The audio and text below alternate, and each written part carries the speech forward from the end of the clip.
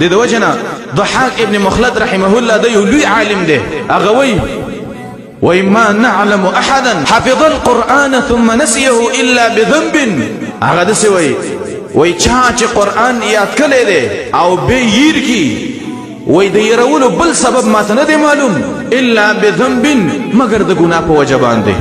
کم قاری چې قرآن ازدکی او دا تیر شي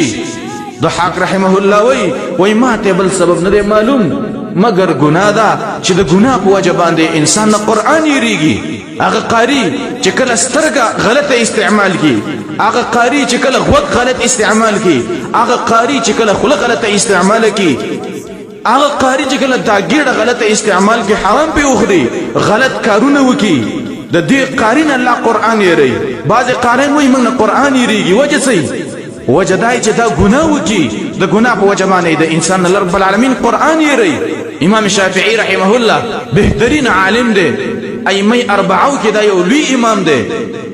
دا وای زما حافظه تیزه وا هر څه به مې یادول خو لیکن یو وخت زما د حافظه کمزوري شو او زرالم خپل استاد ته وکیع ابن الجراح رحمه الله ته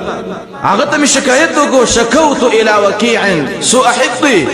ما خپل استاد ته شکایت وکړو وکیع رحمه الله ته چې حافظه مې کمزوري شوی دا استاده وای فارشدني الى ترك المعاصي وای شیخ ما ته ویلي زما استاد ما ته ویلي وصیت ما ته دا وکړو ما ته لرو خودله چې ګوره ملګری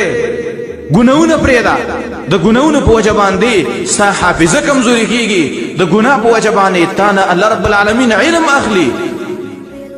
ځکه وجه د ذکر کړي فإن العلم نور من إله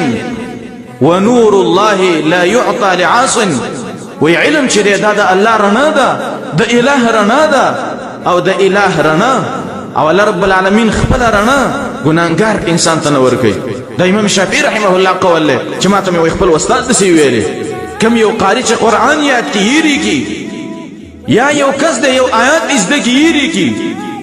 یا یو خزدا د قرآن څه زده کیږي کی بیتا د قیامت پر شکل دارا پاتې دا بړون را پاتې سورۃ طه کې الله دا خبره ذکر کړی دا الله وای چا چې قرآن یې کو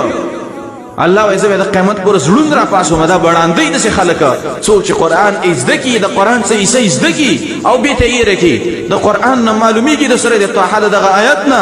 چې د انسان په قیامت پر زړون دی